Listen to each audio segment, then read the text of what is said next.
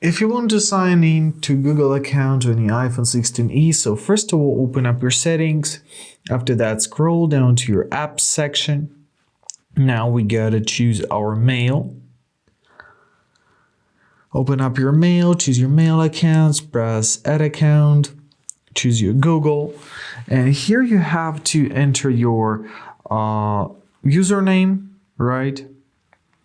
Press next.